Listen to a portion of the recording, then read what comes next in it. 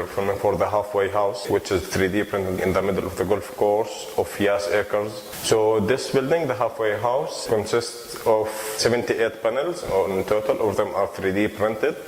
The duration for printing took 23 days, and it was done off-site in Dubai. Then we start moving them here, delivering them on phases.